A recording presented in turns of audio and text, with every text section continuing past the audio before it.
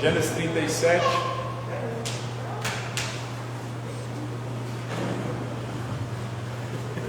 Isso é uma piada.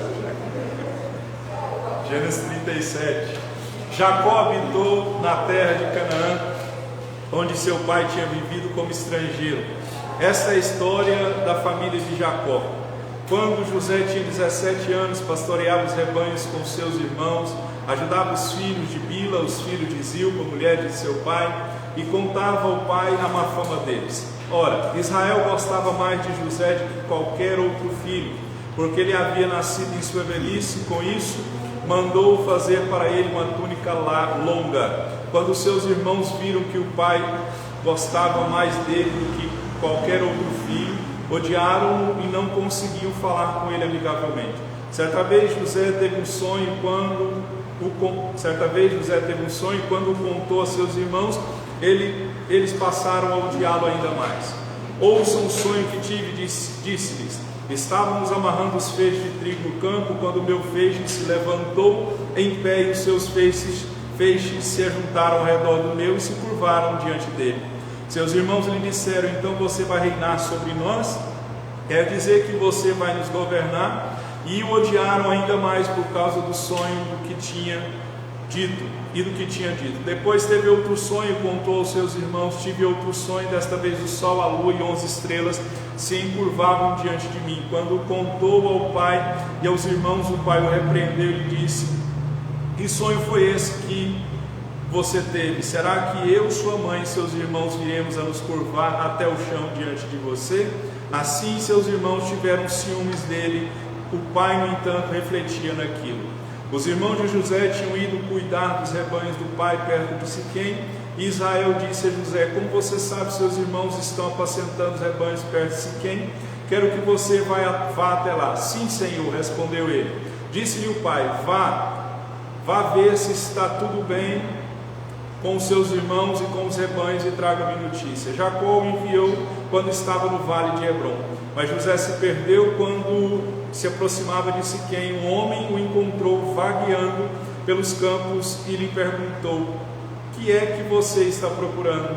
Ele respondeu: procuro meus irmãos, pode me dizer onde eles estão apacentando os rebanhos? Respondeu o homem: eles já partiram daqui e eu os ouvi dizer: vamos para Dotã.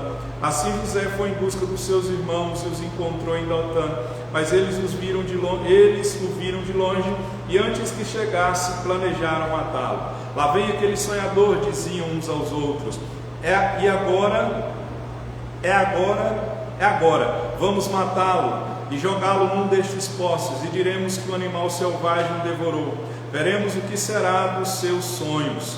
Quando Rubem ouviu isso, nós vamos pular porque o texto é bastante grande. Só até aqui. Se assente. Amém? Sejam todos bem-vindos em nome de Jesus. Amém?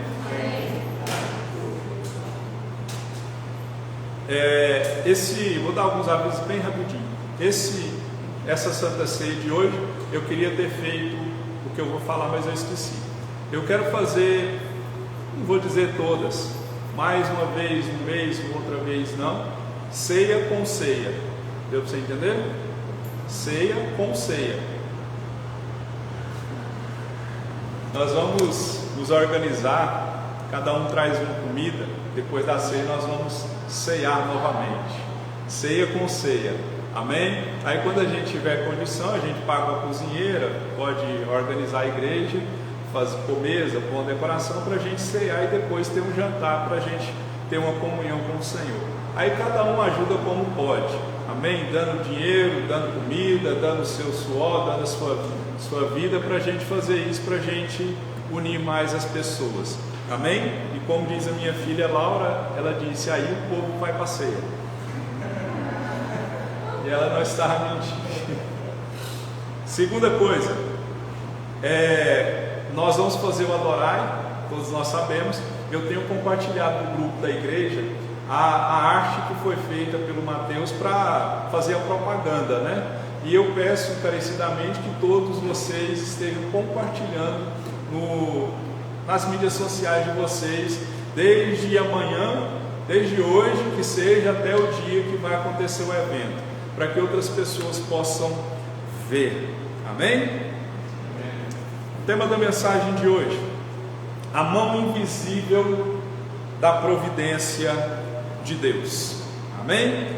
Gênesis 15 diz Deus a Abraão que a descendência de Abraão, Deus dizendo a ele que a descendência dele seria uma descendência peregrina e escrava. E a gente percebe que em Gênesis 15 Deus revelou para Abraão um propósito a Abraão. Qual era esse propósito? Conduzir o seu povo, levar a sua descendência, a descendência de Abraão, a uma terra estrangeira, que nós sabemos que futuramente seria o Egito. E aqui nesse capítulo de Gênesis 37, essa cadeia de acontecimentos que levariam Israel ao Egito, ela aqui começa a ser posta em movimento. Aqui nesse capítulo, a providência de Deus começa a ser colocada em ação nesse capítulo. E esse capítulo de Gênesis 37 mostra a história de Jacó e a história dos seus descendentes. Jacó era pai de quem?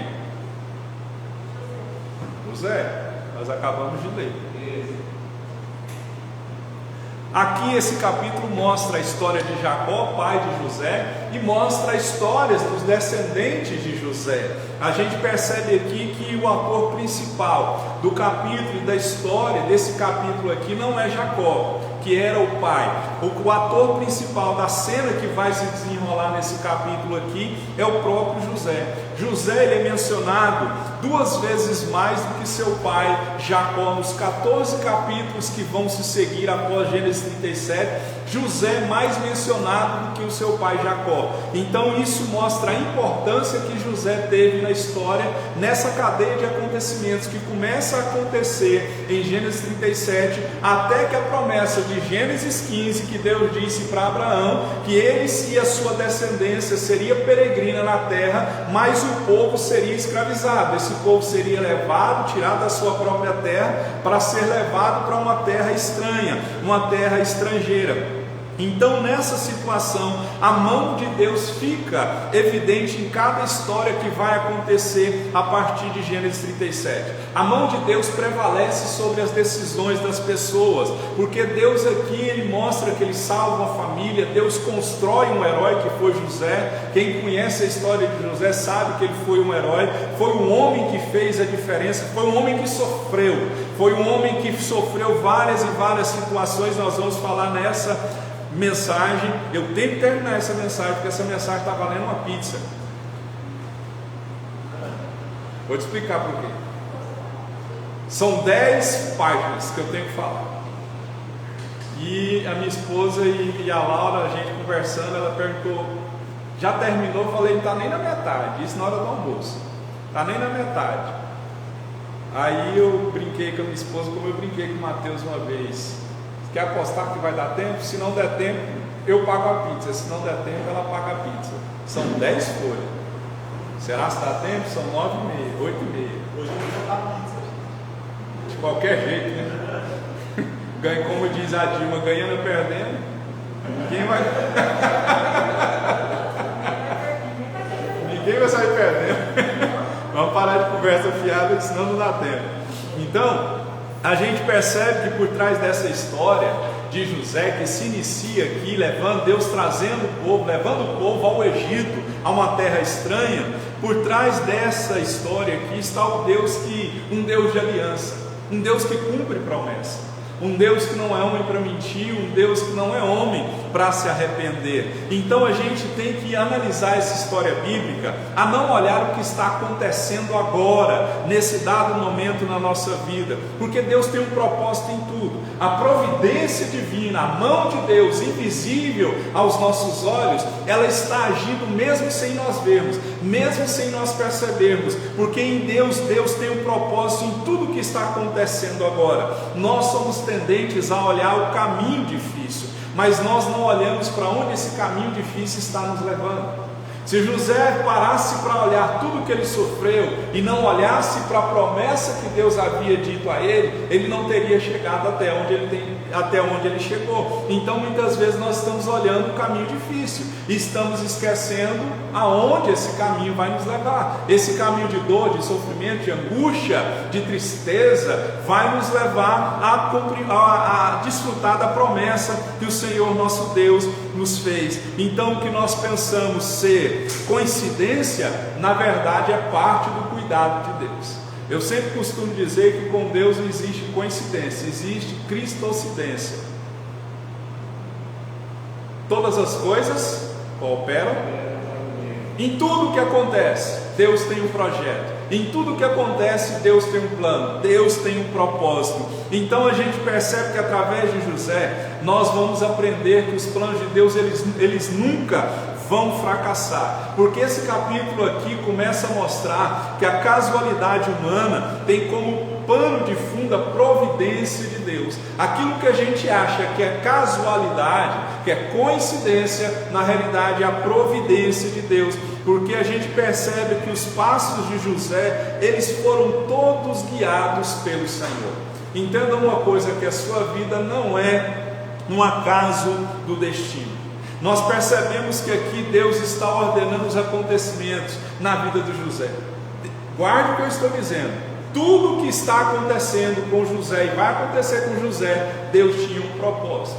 Mas a gente vai ver que aconteceram coisas na vida de José que não foram coisas boas a qual ele esperava, foram coisas ruins. Então a nossa vida, guarde isso que eu vou te dizer, ela é composta de 2 andares. Vai lá, babá, cuida dele.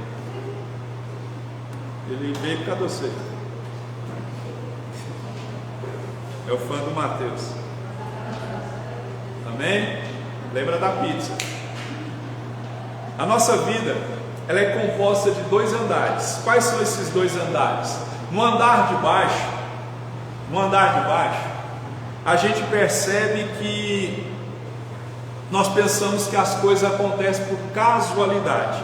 Mas no andar de cima, nós temos a garantia de que as mãos de Deus dirigem o nosso destino. Aqui a gente pensa que tudo que acontece é casual, destino, né? Mas a gente percebe que no andar de cima, onde Deus está, lá Deus está dirigindo o meu e o seu destino.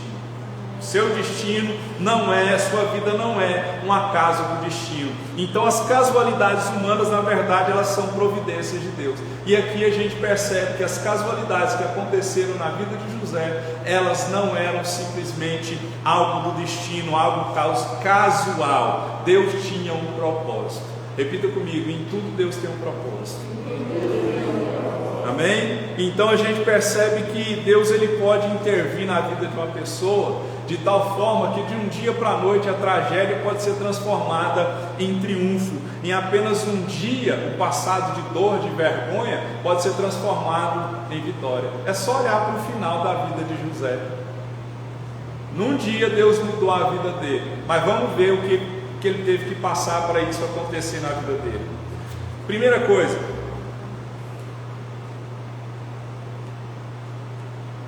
por que está funcionando? Eu não liguei. Ai, Jesus. Vai lá, Vanessa, muda lá. Está sem pilha aqui, ó. Põe a pilha aqui também. Não funciona mesmo não. Passa o slide aí. Primeira coisa, José era amado pelo pai e odiado pelos seus irmãos. Gênesis capítulo 1, verso 4 diz isso. Olha o tanto de coisa que eu tenho que falar só nisso. Amém? Em primeiro lugar, José era um pastor de ovelhas. A parte A do verso 1 diz que José tinha 17 anos, ele trabalhava como pastor na companhia dos seus irmãos, ele pastoreava. Mas a gente percebe que o destino de José estava destinado a não ser apenas um pastor de ovelhas do seu pai. A gente percebe que ele começou como servo.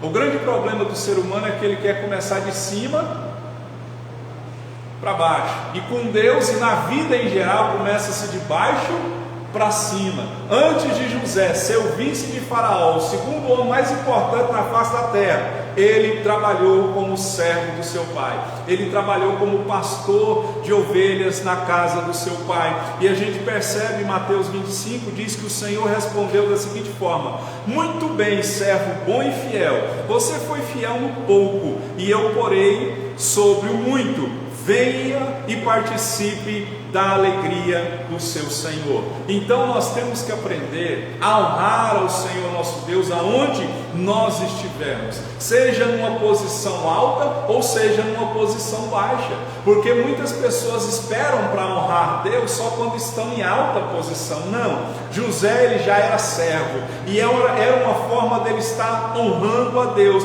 Então quando você é fiel a Deus em coisas pequenas, a palavra do Senhor diz que Ele vai te colocar em coisas grandes. O grande problema é que nas coisas pequenas nós não demonstramos fidelidade a Deus. Então a gente percebe aqui que Jó 8,7 disse assim: olha que tremendo isso, o seu começo parece será modesto, mas o seu futuro será de grande prosperidade.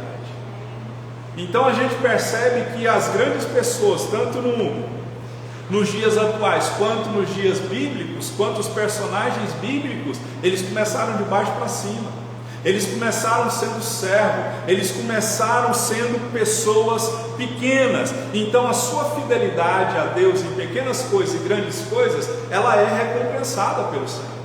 Então não espere grandes coisas para ser fiel ao Senhor. Entenda que José era pastor de ovelhas, ele foi servo do seu pai, uma posição que às vezes os irmãos não davam muita atenção.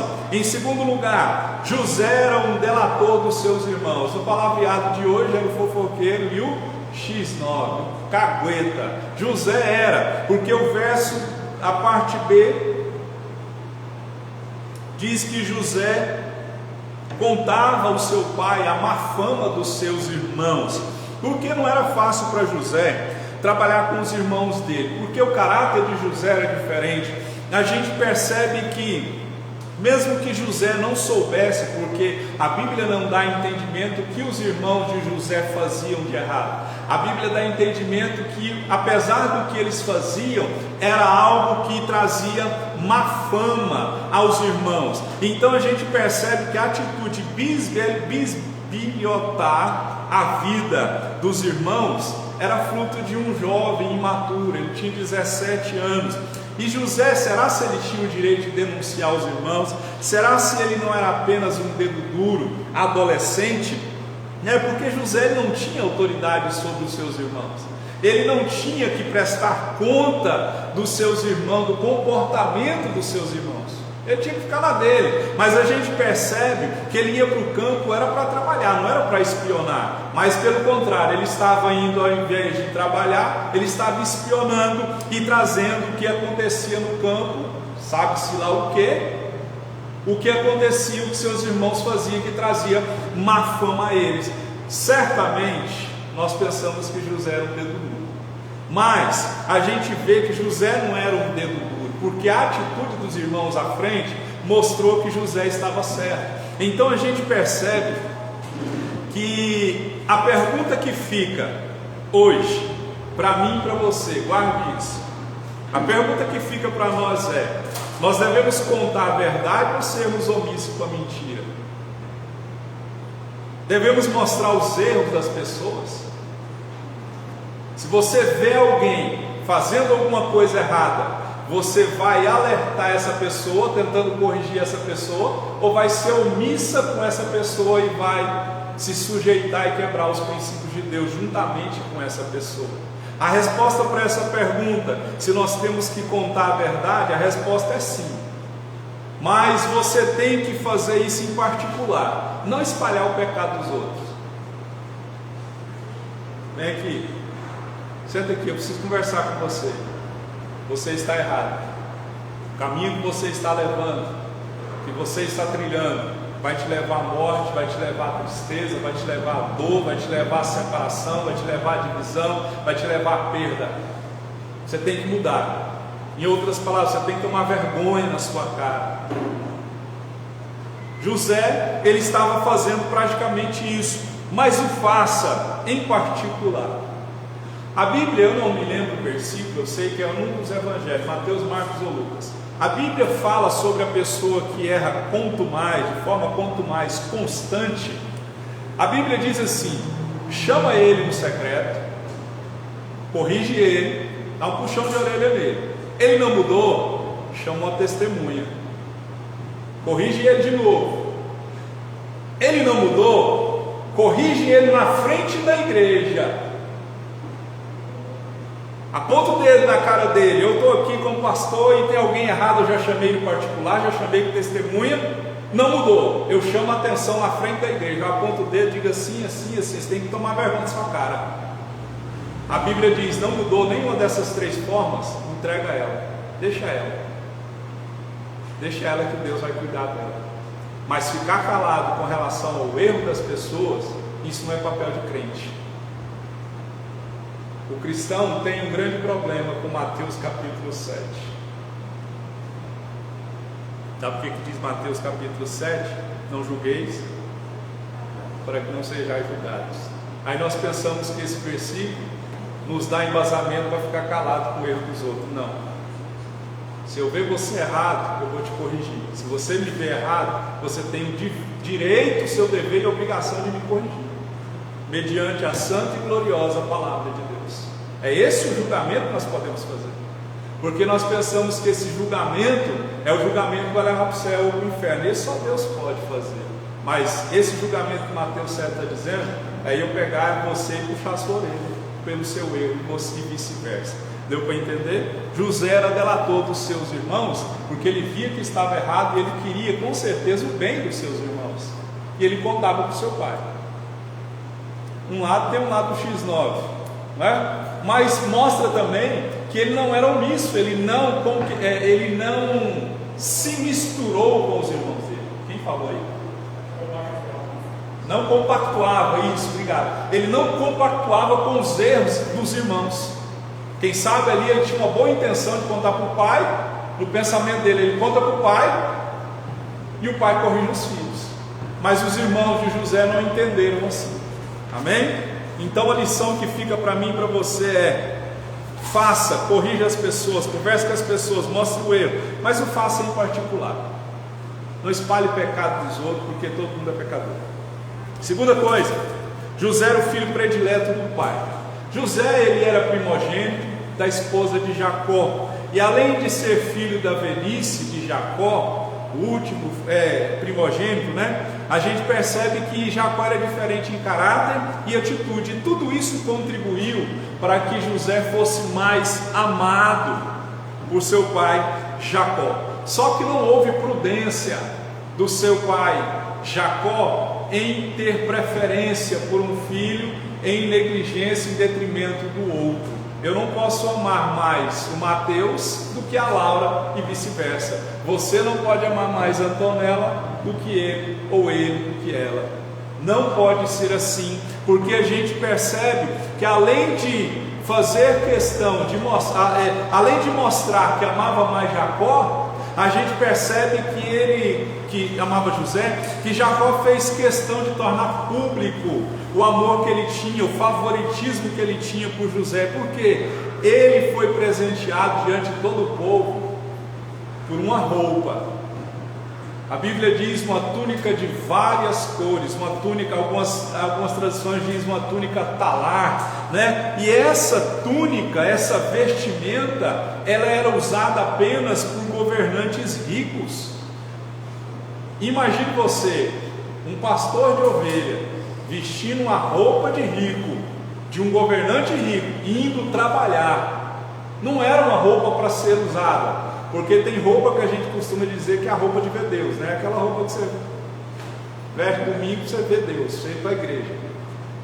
E é bem provável, ali José ele estava mostrando para todo mundo que ele queria mostrar, Jacó queria mostrar para todo mundo que ele tinha escolhido o seu herdeiro, que era José. Então essa túnica mostrou que José era mais amado. E qual é a lição que eu tiro sobre isso, sobre José ser o filho predileto do pai? A lição que fica é: não tenha filhos prediletos, ame-os de igual forma. A lição que fica para mim e para você é: como você tratar as pessoas pode te trazer problemas ou pode te trazer bênção. Entenda isso. O que você plantar hoje, você vai colher no amanhã. Trate bem todas as pessoas, elas fazendo bem ou mal para você. Trate bem, porque a lei da semeadura, ela é real. O que planta vai ser colhido. Então trate bem as pessoas. Amém? Em quarto lugar, José é odiado pelos seus irmãos. O texto diz que quando seus irmãos viram que o pai gostava mais dele do que qualquer outro filho, odiaram-no e não conseguiam falar com ele amigavelmente. Por José ser o favorito de Jacó, os irmãos dele passaram a odiá-lo ainda mais. Ele já era amado do seu pai, e depois que a túnica, a roupa de várias cores foi dada para José, o texto diz que eles odiaram ainda mais. E olha o tamanho da separação e da divisão que tinha, que o texto diz, eles não conseguiam falar com ele amigavelmente. Havia ódio tão grande que não podia falar pacificamente um com o outro. Você já brigou com uma pessoa? Vou usar o casamento, que é mais fácil de usar esse exemplo. É aquela situação assim, que você briga com a sua esposa briga com você, só que vocês têm que morar no mesmo teto.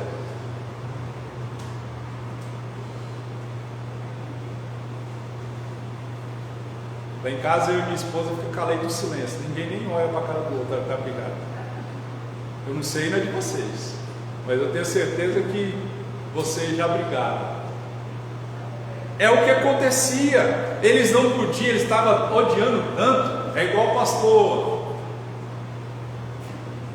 Cláudio Duarte. Alguém pergunta para ele assim: você já teve vontade de se separar? Ele: não, vontade de separar nunca, mas de assassinato eu já tive. Era o que estava acontecendo aqui. Eles não conseguiam mais falar amigavelmente com José, pacificamente com José. E o ódio é um pecado que gera outros pecados. Provérbios 10:12 diz assim: o ódio excita contendas. Então a pessoa que está com ódio uma da outra, o texto bíblico diz que o ódio excita contenda, traz mais contenda ainda. A 1 João 2,9 diz: aquele que diz está na luz e odeia o seu irmão, até agora está em trevas. Se eu digo para você que eu te amo, se eu digo para você que eu estou na luz, eu sou de Deus, mas eu te odeio, o texto está dizendo que eu estou em trevas. E o assassinato, em termos morais, irmãos, o ódio, ele é comparado biblicamente ao homicídio. Em termos morais, quem odeia o outro está assassinando o outro, é um assassino, porque a Bíblia diz assim: olha, quem odeia seu irmão, 1 João 3,15, quem odeia o seu irmão é assassino. E vocês sabem que nenhum assassino tem vida eterna em si mesmo. É por isso que a gente não pode odiar ninguém. Ah, fez mal para mim, e daí? Jesus nos perdoou. Jesus nos perdoou. Alguém pergunta para Jesus: quantas vezes eu tenho que perdoar? 70 vezes 7, num dia, 498, se eu não me engano. Então a gente percebe que em termos morais, o ódio é comparado a homicídio, assassino. Então, se você tem ódio no seu coração de alguém que fez alguma coisa, deixou de fazer, a Bíblia está dizendo que você e eu somos assassinos. E a Bíblia está dizendo que vocês sabem que nenhum assassino tem vida eterna em si mesmo. Te dou um conselho: libera perdão logo, porque senão o negócio vai ficar ruim para o seu lado, para o meu lado. José foi odiado por causa das virtudes que ele tinha. As virtudes de José denunciavam o pecado.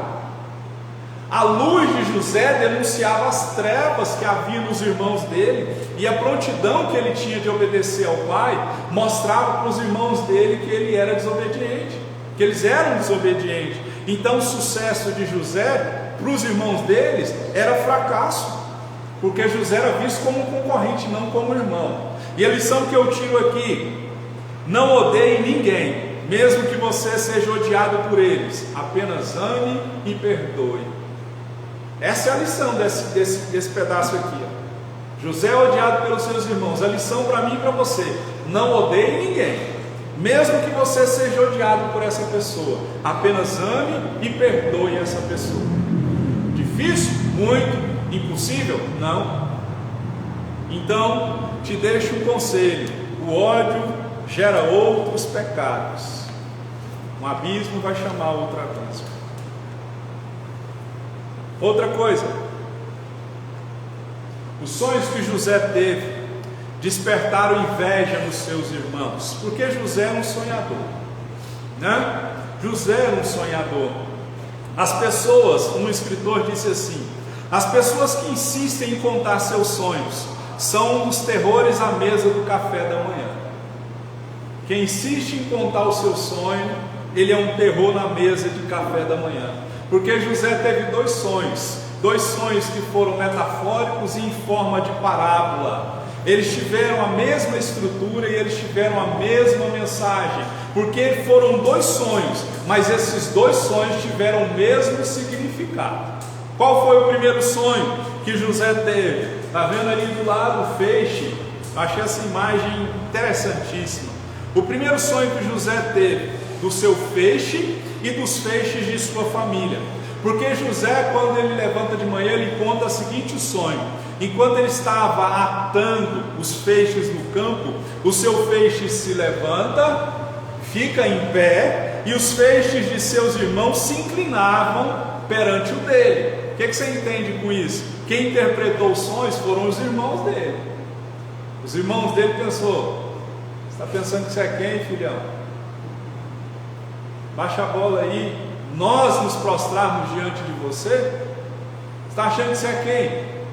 Se fosse nos dias, tivesse aquele meme assim: acertou, miserável, José viraria para eles e falou: acertou, miserável, vocês vão ajoelhar diante de mim, vão implorar por comida para mim. O segundo sonho que José teve estava associado, relacionado aos astros celestes, porque ele teve um sonho que o sol, a lua e 11 estrelas se inclinavam perante ele. Nesse segundo sonho, quem interpretou o sonho foi o pai dele. O pai dele ficou agoniado e disse também: você acha que nós vamos nos ajoelhar diante de você? Acertou, abençoado. Amém? José, ele contou sonhos e isso causou inveja. Deixa eu te dizer, isso não está na mensagem. O problema de pregar é que você põe uma coisa no papel que você está pregando, o que está no papel vem mais coisa. Deixa eu te dizer uma coisa: José contou sonhos que despertaram a inveja dos seus irmãos. Guarde o que eu vou te dizer: sonho não se conta para qualquer um, projeto não se conta para qualquer um. Tem a hora certa. Eclesiastes 3 diz que há tempo e modo para todas as coisas, há tempo de falar e tempo de se calar. Vocês ficaram sabendo que eu comprei casa depois que eu assinei o papel, foi ou não foi? Somente algumas pessoas próximas que eu contei. Então a gente percebe que inveja é desgosto pelo bem alheio, é desejo de possuir o que o outro tem, é um ódio possuidor. Porque a gente percebe que o invejoso, ele sofre quando os outros são bem-sucedidos. O invejoso não gosta de ver alguém bem-sucedido. O invejoso, ele não vai vibrar com o sucesso seu, com o sucesso do próximo. Não é verdade? Ele não se alegra. E aqui diz assim: a inveja é filha do diabo, pois segue seus passos ao frustrar o bem e promover o mal. Então a gente percebe que o invejoso, ele vai querer o que é seu. Ele não quer, vamos supor, um celular. Tem vários celulares iguais, não tem? Se for na loja, tem um celular igual a esse aqui. Mas o invejoso, ele não quer o outro, ele quer o que você tem. Então a gente percebe que a inveja causa confusão e divisão. Olha o que disse Tiago 3,16: pois onde há invejas e sentimento faccioso, aí há confusão e toda espécie de coisas ruins. Então, queridos, se você tem colocado dentro da sua casa, dentro da sua vida, dentro do seu escritório, seja onde for, pessoas invejosas, afasta delas, porque a Bíblia está dizendo que vai haver confusão. Tiago 3,16 diz: onde há inveja, sentimento faccioso, facção não é facção de roupa, facção aqui é briga, contenda, divisão. A Bíblia está dizendo que vai haver confusão e toda espécie de coisas ruins. Então cuidado com quem você coloca dentro da sua casa, cuidado com quem você coloca dentro da sua vida, porque isso pode fazer mal para você, isso pode ser prejudicial para você. Amém? Isso pode ser prejudicial para você. E normalmente isso acontece quando você adquire alguma coisa nova. Quando acontece alguma coisa nova, as pessoas vão invejar. Vamos supor, Yara comprou a casa tem quanto tempo? 7 meses. Aí ela fez festa para agradecer a Deus, levou pessoas para conhecer. E se no meio tiver um invejoso? Então, selecione mais quem você coloca na sua vida. Amém? Selecione mais. Eu não consigo selecionar. Comece a orar. Senhor, livrai-me do mal. Amém. Você vai ver que Deus vai afastar quem te prejudica. Além de ter inveja, pelos sonhos, os irmãos tiveram ciúmes. O ciúme é um sentimento que destrói. Por quê? O sentimento do ciúme, a pessoa ciumenta, guarde isso, se você é ciumento, você vai se identificar com isso. A pessoa ciumenta vê o que não existe, aumenta o que existe e procura o que não quer achar. A pessoa ciumenta vê o que não existe, aumenta o que existe e procura o que não quer achar. A pessoa ciumenta dessa forma. Então o sonho de José trouxe 2 sentimentos: inveja e ciúme, porque ele contou o sonho dele para quem ele achava que ia sonhar com ele. 2 coisas aconteceram: inveja e ciúme. Por isso eu te dou um conselho: selecione para quem você conta os seus sonhos, os seus projetos, a sua meta. Eu sempre digo, tenha 2, no máximo 3 conselheiros, no máximo 3 pessoas que você escancara o seu coração, no máximo. Passou disso, você já vai arrumar problema com a sua cabeça. Amém? A lição que eu tiro: não tem inveja e ciúme de ninguém. A Bíblia diz que a gente tem que se alegrar com os que se alegram. Pronto. Deus te abençoou, não vou ter inveja e ciúme de você, eu vou me alegrar com você. Louvado seja Deus, glória a Deus pela sua vitória, bênção de Deus, que Deus continue te abençoando, mas nunca podemos ter ciúme de ninguém. Entenda uma coisa: a bênção que Deus tem para mim não serve para você, a bênção que Deus tem para você não serve para mim. Lembra de Davi? Quando foi derrotar Golias, Saul pegou e falou para ele assim: veste aqui a minha armadura, pega a minha espada. Davi não era homem de vestir espada, de vestir armadura, de lutar com espada. Então quando eu tento ser o que eu não sou, é porque eu tenho inveja de alguém. Amém? Você entendeu? Amém. Glória a Deus. 2 sentimentos foram gerados por causa dos sonhos de José. A pergunta que fica, vamos ver: Deus ainda fala por meio de sonhos ou só pelo Espírito Santo em sua palavra? É a pergunta. Será se Deus ainda fala por meio de sonhos? Vamos à palavra. No Antigo Testamento Deus falou de várias formas por meio de sonhos. No Antigo Deus falou de várias formas, mas no Novo Testamento Deus falou através de sonhos só com José e com Maria. Não se vê mais Deus falando com outras pessoas no Novo Testamento, nos Evangelhos, através de sonhos. Vai lá. Amém, pode beber. Só água mesmo. Amém. Não se vê, pode sentar, pai. Não se vê no Novo Testamento Deus falando, não há outra evidência de que Deus tenha falado por sonhos com outra pessoa, além de José e Maria. Se você achar, me mostre. É por isso que um evangelho no livro, ou no livro de Atos, ninguém, guarde isso que eu estou dizendo, eu vou te explicar o porquê.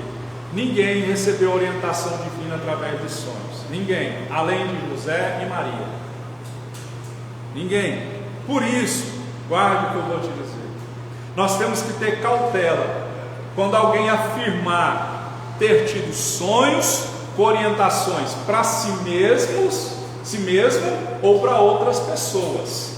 Nós temos que ter cautela. Amém? Nós temos que ter cautela. Por quê? Tem o sonho de barriga cheia, irmão. O que é o sonho de barriga cheia? Você já comeu muito? Não, imagina, crente pai não come. Aí você come, nem consegue dormir direito, você está até enfastiado, você fala, oh meu Deus, não aguento mais. Aí alguém fala assim, tem doce.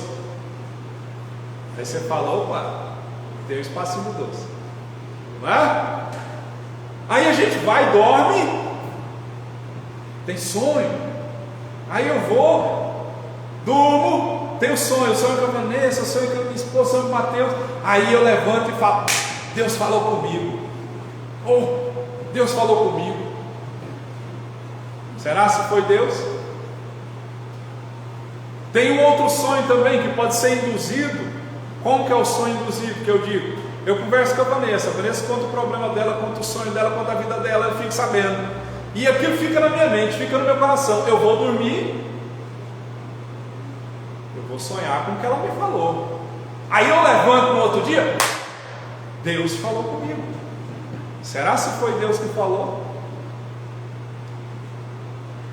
Então por isso tenha cautela quando alguém te disser, tive um sonho com você, Deus falou comigo.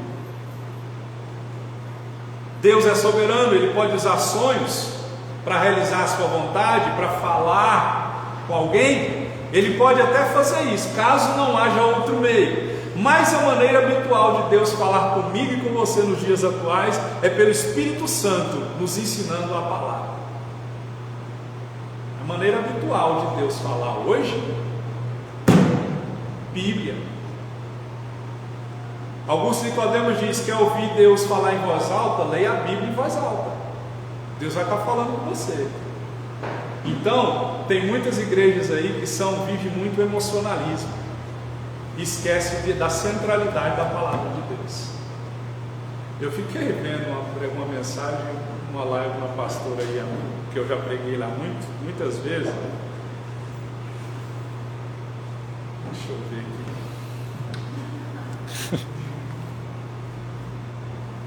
Não está não. Porque esses trem fica gravado, a gente produz prova contra a gente mesmo. A bendita pastora estava com a unha grande. E na cabeça dela, Deus falou para ela que aquilo seria uma forma de... Sai ali e vê qual que era o colete daqueles caras que estavam ali. Passou 2, deve ser da AMA, ou da casa de máscara, então vocês põem máscara.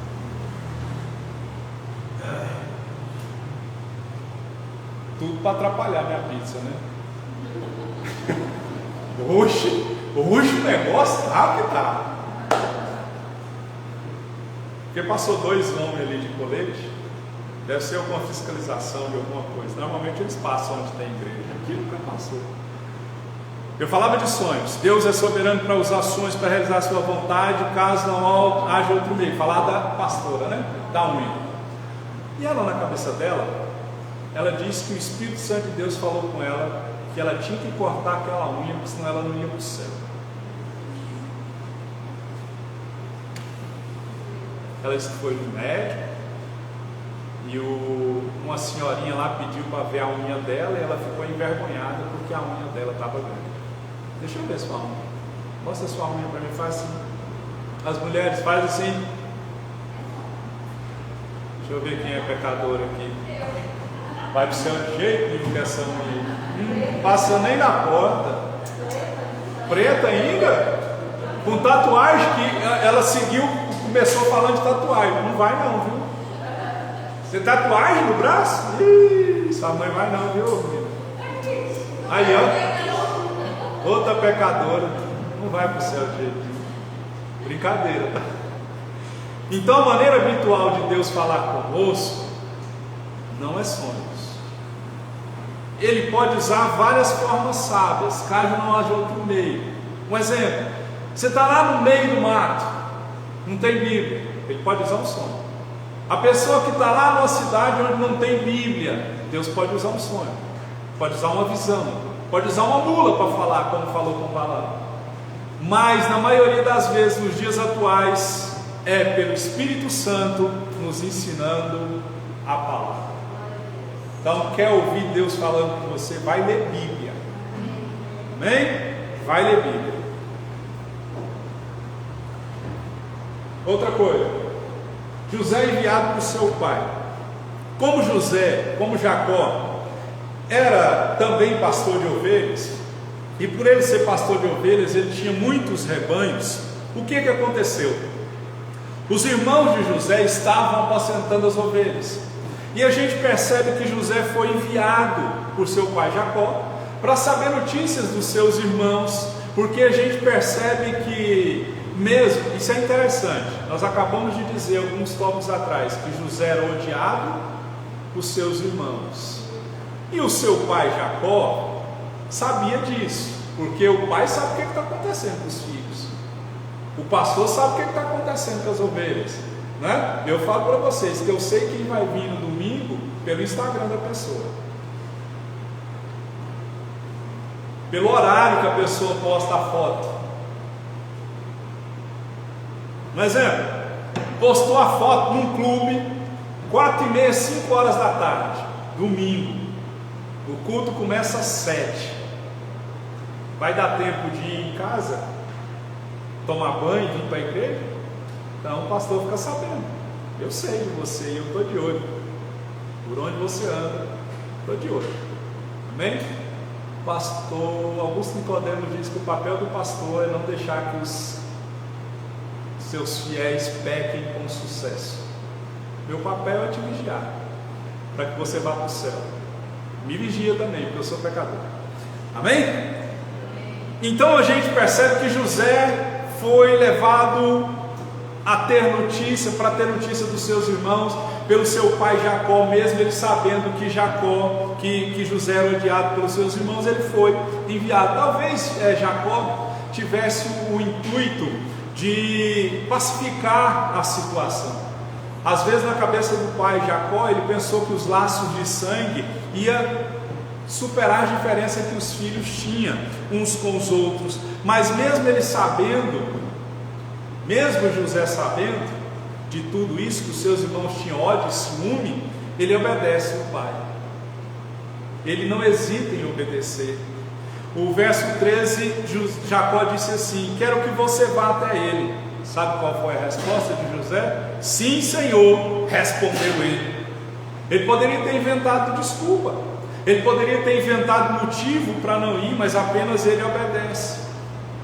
E o que eu aprendo com isso? O que você tem que aprender com isso? Que José nos ensina que a obediência não pode ser tardia, ela tem que ser obediência pronta. Temos que obedecer a Deus prontamente. Ele mostra disposição de obedecer e fazer a vontade de Deus, a vontade do Pai. E nós somos tardios em obedecer ao chamado de Deus. A nossa obediência ela é muito tardia. Sabe como que nós obedecemos a Deus? Deus fala assim com Jonas: vai pregar a palavra. Vou nada. Entra no barco, vai embora, dorme no porão, o barco começa a balançar, vem o vento, vem o furacão, vem ali, o navio quase começa a afundar. Jonas reconhece que é ele, joga ele, o peixe vem, leva ele aonde ele não queria ir. Obediência tardia. Na nossa vida, sabe como nós obedecemos? Quando Deus fala conosco, Deus fala: faz, vai, deixa de ser, deixa de fazer. Aí sabe o que acontece? A gente não deixa, a gente não para, a gente continua. E aí o que acontece? Deixa eu ver se eu consigo trazer esse raciocínio que vem na minha mente aqui. O que vai acontecer? Deus não vai abrir mão da vontade dele por causa da sua. Vai? Nada. Ele vai fechar a porta. Perde emprego, perde saúde, perde dinheiro, perde o que for, para que a pessoa possa obedecer, não pelo amor, mas... Então a nossa obediência não pode ser tardia. Deus falou com você, querido, não é uma questão de pegar ou largar, você não tem essa opção, eu não tenho essa opção. Ah, eu vou ver, Deus, se eu tenho tempo, né, Tiago? Vou ver se eu posso. Ele sabe por que eu estou falando isso. E o Tiago eu falo com ele, brinco com ele não está nem aí, né? Eu espero que ele obedeça, né? Porque senão o negócio aperta para ele. E eu estou no vácuo dele, eu e a Isadora. Isadora, nós fizemos uma aliança. Se você não sabe, nós fizemos uma aliança, nós dois. Você está enrolado com nós. Se for mulher pegando o pé seu e o pastor, você não vai ter paz, não, irmão. Então a nossa obediência não pode ser tardia. Não tem essa de pegar ou largar. Ah, vou ver se eu posso. Deus, não. Faz logo. A palavra de Deus diz assim: por que me chamais Senhor, Senhor, e não faz o que eu mando? Então para de chamar Deus de Senhor, Senhor. Se Deus manda fazer alguma coisa e não faz, não é seu Senhor. Amém? A lição que eu tiro: obedeça a Deus sem questionar, não tenha obediência tardia, esteja pronto para obedecer quando Deus te chamar, não importa onde nem quando. Obedeça. Deus te chamou, não tem conversa. Obediência pronta. José, mesmo sendo odiado pelos seus irmãos, quando o pai dele mandou ele ir lá, ele foi. Amém? Estou na página 6. É 10. Será que dá tempo? Fala assim, vocês devem ficar agoniadinhos, né? O pastor está falando demais. Mas quando eu comecei a pregar, eu olhando as pregações minhas passadas, bem passadas, era uma folha, só a frente. E eu pregava, não sei como é que eu pregava. Mas hoje, e quando me dava tempo para pregar, eu ficava agoniado, né? A pessoa falava assim: me dá 30 minutos, tá bom? Eu falava, não, é muito. Dá 10, 15, tá bom. Hoje 30 minutos é introdução, mas isso é experiência, né? Gente, vamos lá. José procura para os seus irmãos. Ele foi enviado, obedece. E ele foi procurar os irmãos dele. Só que ele foi enviado para uma região de deserto, uma região de vales, uma região de montanhas, uma região onde tinha muitos perigos. E no meio do caminho, o texto aqui é bem explícito em dizer vagueando. O que é vagueando? Andando meio que sem direção, né? É aquela expressão, um covô, né? José estava dessa forma, não sabia, ele não sabia onde os irmãos estavam, numa região montanhosa, numa região de vale perigosa, mas ele estava procurando seus irmãos. E no meio do caminho, a Bíblia diz que ele encontra um homem. Foi Deus que mandou esse homem no meio do deserto. Você encontrar uma pessoa no meio do deserto? Aquele homem era a última bolacha do pacote. Aquele ali podia afirmar que ele era a última bolachinha do pacote. Era a Coca-Cola no meio do deserto, era aquele homem. Aí o que acontece? Ele pergunta, esse homem pergunta para José: que procuras? Ele responde: procuro meus irmãos. Aí já veio a luz no fim do túnel. O homem disse para ele: olha, eles não estão mais aqui. Eles disseram que foram para Dotã. Eu ouvi eles falarem que foram para Dotã. E o que a gente aprende com isso? Com essa procura de José pelos seus irmãos? A obediência, ela requer sacrifícios. Porque José, se fosse eu e você aqui, ia voltar, não ia? A gente ia voltar e ia dizer assim: opa, eu quero bis, mais. Se fosse eu e você, volte aqui, certamente a gente ia voltar. Por quê? A gente ia ter uma boa desculpa, não era? A gente ia ter uma boa desculpa. Se fosse eu e você, José, a gente ia fazer assim: ó, vou voltar para o meu pai Jacó e vou dizer para ele: pai, eu procurei e não achei. Mas só que Deus colocou um homem para mostrar onde os irmãos dele tinham ido, pelo menos o rumo, pelo menos a luz no fim do túnel. Então a gente percebe que ter obediência a Deus vai exigir sacrifícios, porque José se empenhou ainda mais. Guarde o que eu vou te dizer e aplique isso na sua vida. Não pare diante da primeira dificuldade, se empenhe mais, faça sacrifício. O grande problema nosso: começa um projeto novo, começa um desejo novo, começa a fazer alguma coisa nova, vem alguém ou alguma coisa para nos impedir. Você já percebeu que você começa a buscar Deus com mais afinco? Dá porrada em casa, você está no trânsito, alguém te xinga. Não pare diante da primeira dificuldade, se empenhe mais. José não parou, caminhou. Em segundo lugar, o amor cobre multidão de pecados. José era odiado pelos seus irmãos, mas ele percebe que ele estava disposto a ir, ele não guarda rancor. José não tinha mágoa.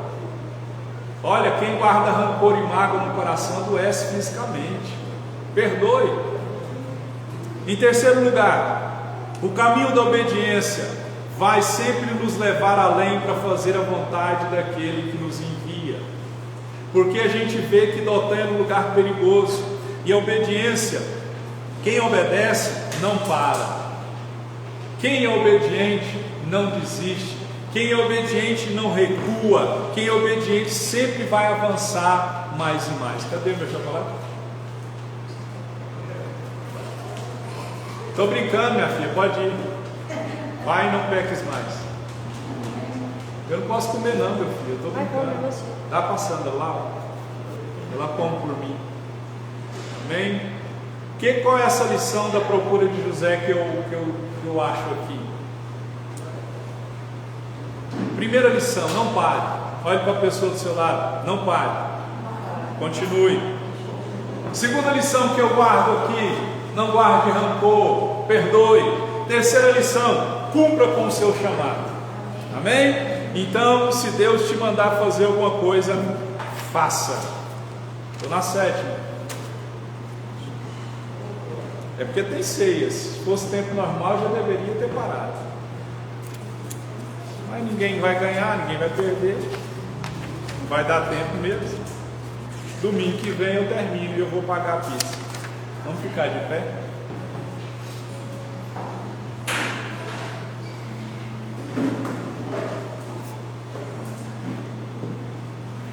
A gente tem que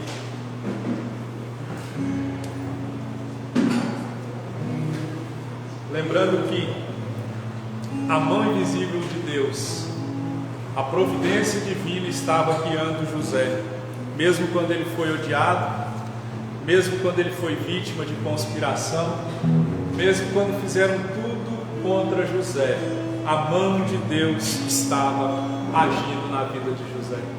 José nos prova e nos mostra que os planos de Deus nunca vão fracassar. A gente percebe, como eu falei no início, a nossa vida não é uma casa do destino. Tudo que está acontecendo, Deus tem um plano, Deus tem um projeto. Com Deus não existe coincidência. O que José teve que passar, o que José teve que enfrentar foi muito difícil, mas ele sempre permaneceu fiel ao Deus a qual havia dado um sonho para ele. Então eu não sei qual é a dificuldade que vocês estão passando, eu sei das minhas, mas eu tenho certeza que se você permanecer fiel ao Deus que te fez uma promessa, você vai entender que aquilo que você acha que é coincidência, que é casualidade, você vai ver a mão de Deus agindo em seu favor. Todas as coisas com você estão cooperando para o seu bem. Pastor, é coisa ruim, está cooperando para o seu bem. Pastor, você não sabe o que eu estou passando, está cooperando para o seu bem. Eu termino, domingo que vem, se assim Deus me permitir, eu termino essa mensagem ou não. Mas tudo isso aconteceu para que José fosse levado para o Egito. José foi vendido para Potifar, comandante da guarda. E a gente percebe que a mão de Deus estava agindo na vida de José. E eu termino essa mensagem com essa frase: por trás de toda providência carrancuda, esconde-se a face sorridente de Deus. Por trás de toda providência carrancuda, esconde-se a face sorridente de Deus. Então a gente aprende com José que os planos de Deus não fracassam. Tudo que Deus está fazendo tem um propósito. Teve perda? Tem um propósito. Teve sofrimento? Teve um propósito. Tudo tem um propósito, porque a mão invisível da providência de Deus está agindo em nosso favor. Jesus disse assim: o que eu faço agora vocês não veem, não entendem, não compreendem, vão compreender depois. Amém? Nós vamos orar e você vai dizer: Deus, a minha vida está nas suas mãos.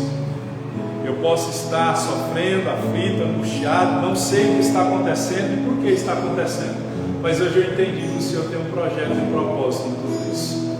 Pai querido, Deus amado e Deus santo, eu oro em nome de Jesus o Senhor, crendo que o Senhor é um Deus que tem, ó Deus, um propósito em todas as coisas.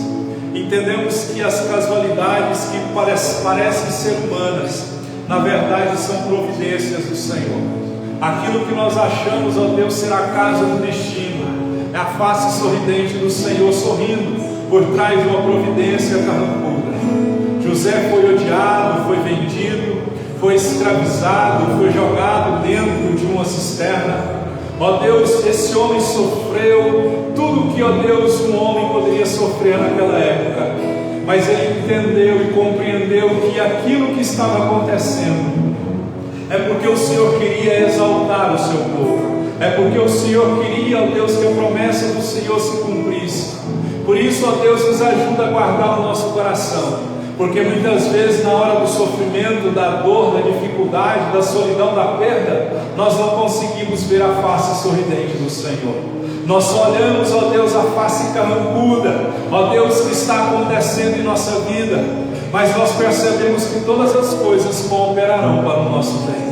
Por isso eu creio, ó Deus, que como a Tua palavra diz, aquilo que o olho não viu, ouvido não ouviu, aquilo que não chegou ao coração do homem é o que o Senhor tem reservado e preparado para o seu povo. José foi colocado, ó Deus, em posição alta, uma posição de alto destaque, porque ele, ó Deus, teve que passar primeiro pelo vale da dor, pelo vale da tribulação, pela, ó Deus, angústia de ser traído pelos seus irmãos, porque os irmãos não entenderam que o Senhor tinha um projeto, não só para José, mas para ele, para sua família e para todo o povo de Israel. E por isso, Senhor, o que o Senhor está fazendo na nossa vida não abençoará, ó Deus, somente a nós, mas a Tua palavra diz que a bênção do Senhor vai transbordar para a direita e para a esquerda. A bênção do Senhor virá em medida recalcada, sacudida e transbordante. A bênção para aqueles que são fiéis ao Senhor no pouco, a Tua palavra diz que ela vem em porção dobrada. Foi assim que aconteceu com José. Ele tinha não somente para ele, mas ele tinha para dar. E é isso que eu te peço, ó Deus: prospera o Teu povo, honra o Teu povo, fortalece o Teu povo que está na dor, na aflição, para que quando eles, ó Deus, forem abençoados, aconteça como uma pesca maravilhosa.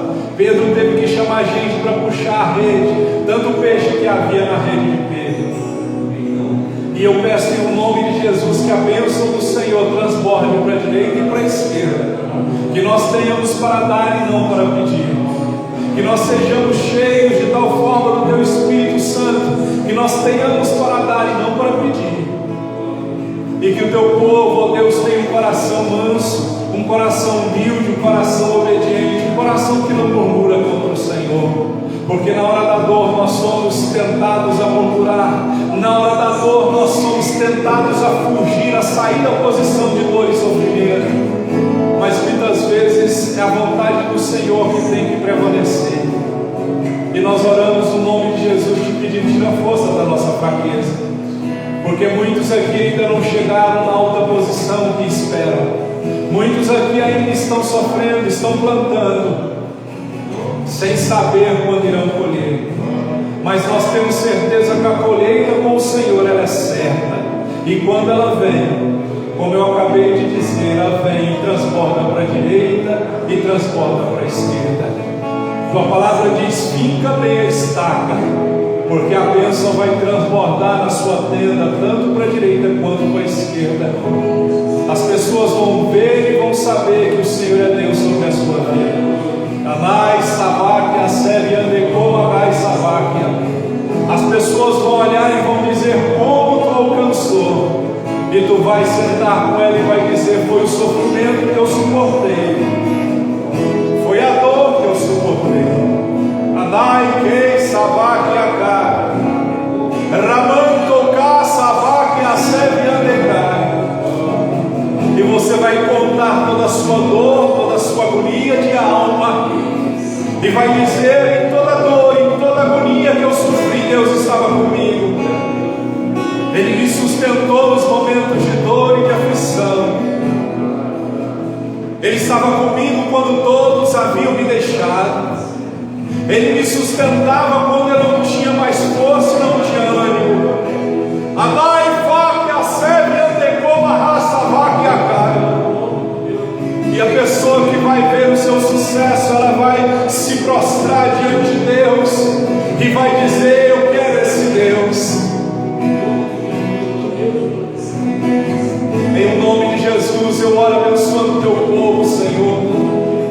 Fortalece o que está cansado, dá força ao que está desanimado.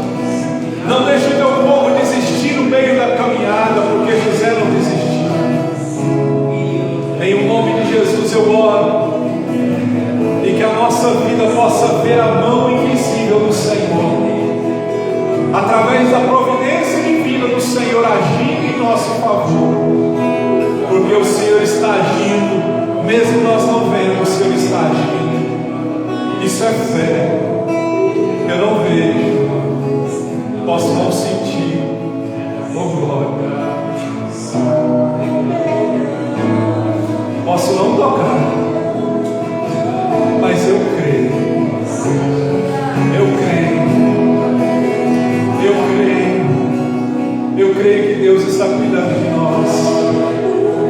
Eu creio que a mão de Deus está cuidando de nós. E que tudo que está acontecendo comigo e com você, nós podemos estar no Egito, podemos estar sendo traídos, podemos estar só, mas eu creio que o Senhor vai nos abençoar, porque os planos de Deus nunca falham. Deus não é homem para mentir, muito menos para se arrepender. Os homens falam e não cumprem, mas o Deus que tu serve não é homem para mentir. Ele não é homem para se arrepender. Suporte o processo, querido. Suporte o processo. Para que a bênção se cumpra, tem que suportar o processo que leva a bênção. Suporte em silêncio muitas vezes. Suporte. Peça a Deus força. Peça a Deus graça. Peça a Deus sabedoria. Mas suporte. Porque o fim pode parecer pequeno, mas se você for fiel no pouco, você vai ser colocado em grandes coisas, diz o Senhor. Eu oro no nome de Jesus, Pai, e te peço, nos ajuda a suportar, porque eu quero chegar, Senhor, na promessa que o Senhor tem reservada para mim. Quero me alegrar, ó Deus, com a vitória dos meus irmãos. Em nome de Jesus eu oro. Aleluia. Glória a Deus. Amém? Vamos cear. Tiago e Isadora, lava as mãos, por favor. 1 Coríntios 11, 23, por gentileza. Eu vou pedir perdão pelo horário, nós vamos passar um pouco. Não tem problema. 1 Coríntios, capítulo 11, verso 23.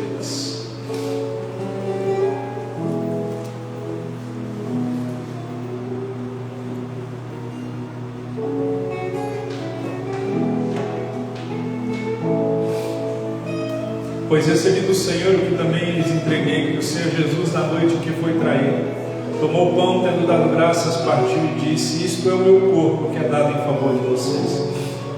Façam isto em memória de mim. Da mesma forma, depois da ceia, ele tomou o cálice e disse: este cálice é a nova aliança no meu sangue. Façam isso sempre que o beberem em memória de mim. Porque sempre que comerem deste pão e beberem deste cálice, vocês anunciam a morte do Senhor até que Ele venha. Portanto, todo aquele que comer o pão e beber o cálice do Senhor indignamente será culpado de pecar contra o corpo e o sangue do Senhor. Examine-se cada um a si mesmo, então coma do pão e beba do cálice. Pois quem come e bebe sem discernir o corpo do Senhor, come e bebe para a sua própria condenação. Por isso há entre vocês muitos fracos e doentes, e vários já dormiram. Mas se nós tivéssemos o cuidado de examinar a nós mesmos, não receberíamos juízo. Quando, porém, somos julgados pelo Senhor, estamos sendo disciplinados, para que não sejamos condenados com o mundo. Amém? A exortação da ceia é clara, está implícito, explícito. Diz, antes de tomar a ceia, há uma exortação. Examine-se cada um a si mesmo, e então coma do pão e beba do cálice. Não coma do pão e não beba do cálice, sem antes examinar a você mesmo. Sem antes orar e dizer: Deus, perdoa o meu pecado. Amém? Pai, eu oro em nome de Jesus, crendo que o Senhor é um Deus fiel que perdoa o pecado. Tua palavra diz que aqui, que se confessarmos os nossos pecados, o Senhor é fiel e justo para nos perdoar. Aqui, ó Deus, como homem, como esposo, como pai, ó Deus, como pastor, eu quero pedir perdão pelos meus pecados, pelo que fiz, pelo que pensei, pelo que falei, pelo que orei, pelo que eu desejei.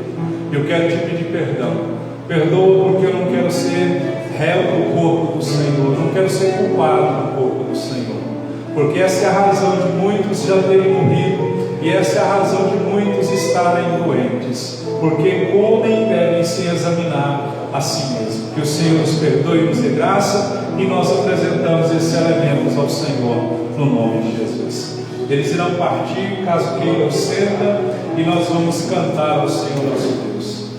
Amém.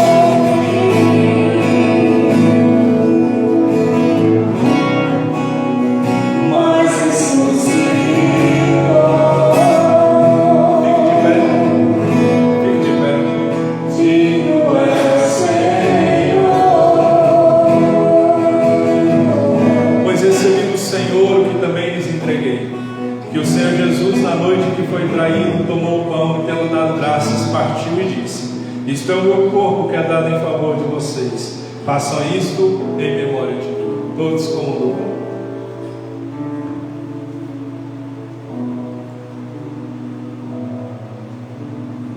Da mesma forma, depois da ceia, ele tomou o cálice e disse: este cálice é a nova aliança no meu sangue, façam isto em memória de mim. Este cálice é a nova aliança no meu sangue, façam isto sempre que o beberem em memória de mim. Porque sempre que comerem deste pão e beberem deste cálice, vocês anunciam a morte do Senhor até que Ele venha. Vamos anunciar a morte do Senhor até que Ele venha. Pai querido, nós te agradecemos pela sua morte vicária na cruz, pelo seu sangue derramado, pelo seu sacrifício expiatório na cruz, pelo seu perdão de nossos pecados. Nós agradecemos ao Senhor porque o Senhor é um Deus que perdoa, um Deus de misericórdia, um Deus de graça, um Deus que não nos julga segundo aquilo que somos, mas nos julga segundo a sua misericórdia, segundo a sua graça. Que o Senhor nos abençoe e nos fortaleça para viver em santidade, no nome de Jesus. Amém?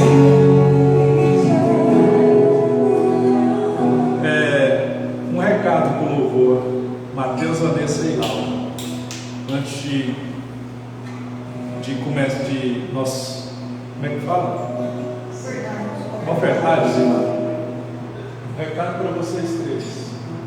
Deus vai dizer que vocês três não vai ficar só mais vocês três. Amém?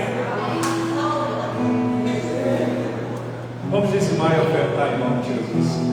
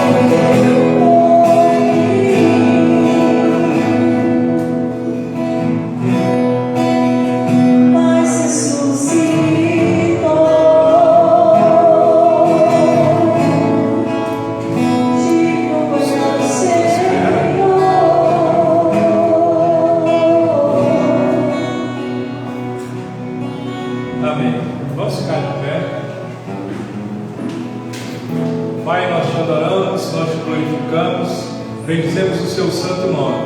Te pedimos que nesta semana nós possamos ver a mão invisível do Senhor agindo em nosso favor.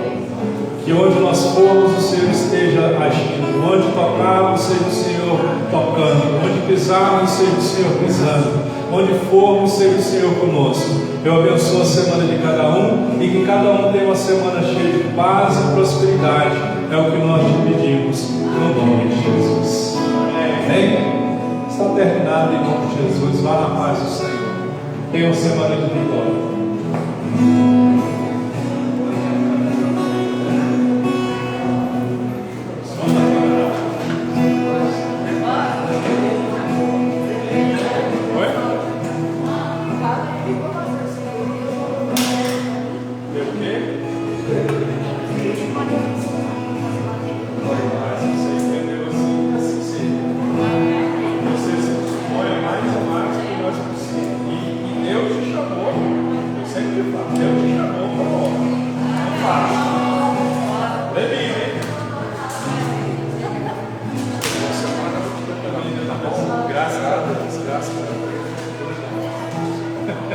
Boa semana.